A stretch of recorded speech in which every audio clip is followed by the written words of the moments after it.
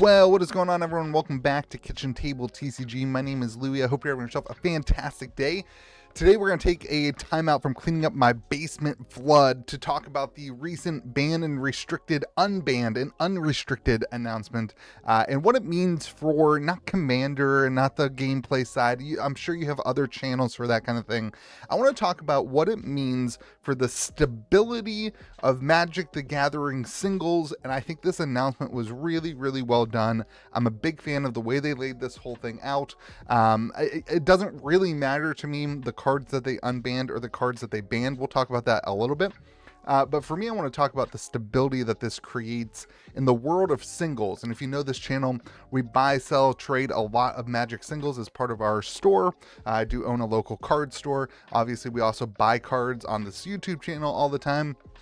So I wanted to give you guys my thoughts on this as somebody who handles a lot of singles and so absorbs a lot of the risk that comes with something that happens when, you know, something like a Mana Crypt gets banned or Jeweled Lotus gets banned or Dockside Extortionist gets banned. All three of these cards are cards that a lot of people were speculating would be in this unbanning and announcements thing. I want you to know I don't do any of that kind of, I don't have time for specking on Magic singles like that.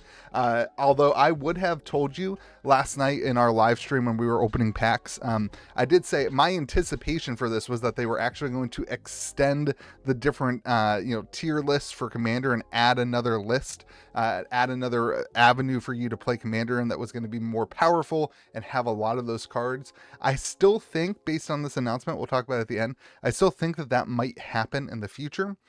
But for now, this banned and restricted announcement really felt like they were wanting to create stability in the market and in the world of Commander. And they even said that at the end. But yeah, so I want to be negative because negative content gets better views, but these are my thoughts. So what happened essentially is that they unbanned Gifts Ungiven, which is kind of a wild unban in my opinion, probably the best card on the list that got unbanned. And a lot of people need to go dig into your bulk because Double Masters, this was a 20-cent bad pull in Double Masters. So go check your bulk. You may have some Gifts Ungiven laying around. Braid's Cabal Minion got unbanned, which was kind of a big surprise. A lot of people didn't think this card would ever get unbanned because it kind of feels bad a little bit, but they did talk about that in the article. Panoptic Mirror, which is kind of a really cool card. I've never really played with this card. Kind of a cool card when I saw that on the unbanned list. Collation Victory, which is a 5 cost, you win the game, kind of all over the place card. And then Sway of the Stars, which is like a mass removal type spell. And what I thought they did a great job is in the article, they actually went through each of these and explained why they unbanned them. Essentially what it all boils down to is these are all getting moved to the game changer list. And so you can't just throw them in every deck. They're moved in the game changer list. They're really focusing on bracket 3 Commander, trying to make that a fun experience. And if you want to go look at the actual reasons for all these unbannings, go read the article. That's not the point of this conversation. The point of this conversation is moving on to the ones that people thought. I love that, I think it was Gavin Verhey, actually talked about the cards that people were speculating on and why they didn't unban them. And what they said is basically it's too soon. They're still working out these Commander bracket things and how that affects the world of Commander. And at the end of the article, he even went down to say, hey, listen, we really want to not ban anything for the rest of the year. We want to have a very, very solidified, this is the game now, this is Commander, enjoy it, learn it, and we want to evaluate what that means and how it moves and goes. I think that's a really, really good look. I think Wizards needed to do that. If they did what I kind of suggested, which is like just blow it all up and add a whole nother bracket and allow yourselves to figure out the game at a higher Commander level, that would have probably produced some uncertainty in the world of Magic, right? And I like that they're really taking a step back to look at it, to really evaluate it, and to see how the bracket system forms. And he kept saying in the article too, that they want to see the adoption rate of the bracket system taken hold before they really mess around with it. What I take that as is that they're going to work on these game changer things. They're going to, work on things like a couple of the the companions that they have banned? Can we ban those and put it in a bracket where those can just not be the commander and they can be in a different, realm? Things like those, the dock sides and the big, very, very popular things that people want unbanned. Can we get the adoption rate of the bracket system going so that we can add another bracket tier and not completely screw up everything before people really get their, the grasp of it? I think that's really good. And he even went in to say that Jeweled Lotus, they believe, was close to unbanning, or it was the closest of the three. And he even goes on to say that he thinks that this has the best chance at being unbanned in the future or moved to the game changer list at one of the tiers, one of the brackets. I thought that was also a really good conversation for those people who do like what we did. Is we held on to all of our Jeweled Lotuses, well, all the ones that didn't accidentally get put in the washing machine, if you know that story. We held on to all of our Jeweled Lotuses. We hold on to all of our Mana Crypts. There's just no sense in selling them at a massive loss compared to what we bought them for. So for somebody who does own those cards and have them, it was nice to see that these cards are at least on their radar. It's not just speculators and people talking about it being on their radar, but these cards are things that they are considering a place to play and that they have that on their radar. And it seems like Jeweled Lotus has a better than 0% chance at being removed from the ban and restricted announcement. They even go down the line on a bunch of other cards. Tellurian Academy, for some reason, there's some other people specking. If you look at the sold listings on Tellurian Academy, specking on that card. That's something we talked about on the podcast once about.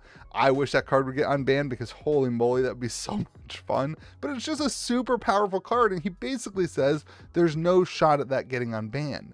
So I think it's really good that now that Wizards is in control of the banned and restricted announcements, and now that Wizards is the ones making these decisions, I think it's really good that they are voicing their opinions on things. They are showing, being transparent on the way that they're making these announcements, and they're giving us a timeline and saying, listen, for the next, what is it? It's April. For the next 8 months at least, everything's good. Go buy your carts, stores, go make buy lists, buy collections. You don't have to worry about Dockside getting banned or this getting unbanned. Go play the game, go build your decks. So you can at least enjoy it for the next 8 to 9 months. And then we will have another ban and restrict announcement in the future. And at that point, you can start thinking what might be too powerful, what might not be powerful enough, or what might they do to the bracket system. And so I really like this idea of trying to get people to adopt the bracket system.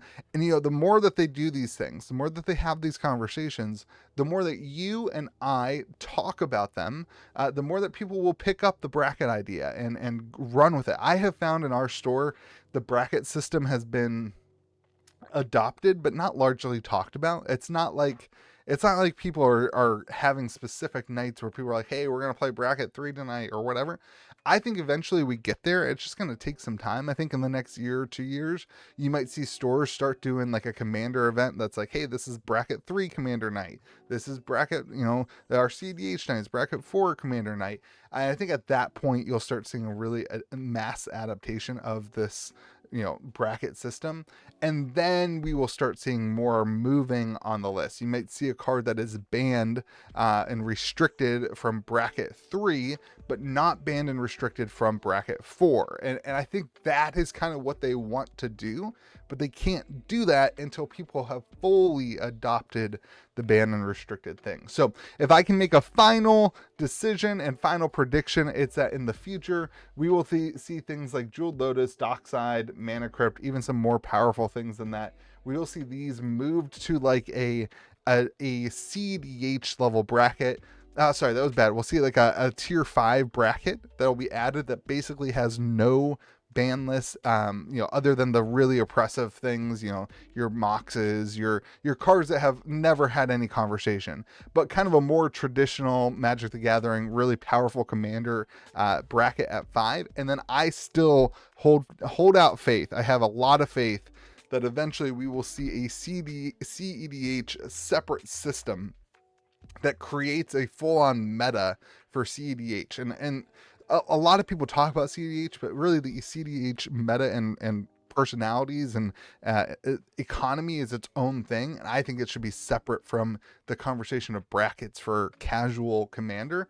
And so I would love to see an extension of the bracket, see a fifth, world where you can just go ham and build with Dockside and make super powerful decks for fun to hang out and play with your friends. You can still do that. I understand you can still do that, but I want to see Wizards support that from Commander and from them owning the Commander format. I want to see that. And then I also want to see CDH become a separate thing, a different format of which they can create a meta for and really evolve the meta in CDH. So let me know your thoughts on this whole banned and restricted announcement thing. I thought it was very interesting. I thought it was very well done. Curious to hear what you think as well. Have yourselves a great day. Remember to be kind to the people around you. If you want to hang out and have a place to talk about Magic the Gathering, join the Discord server over at KitchenTableTCG.com. Thank you to all the people who support, and hopefully you have yourself a great day. Once again, be kind to the people around you.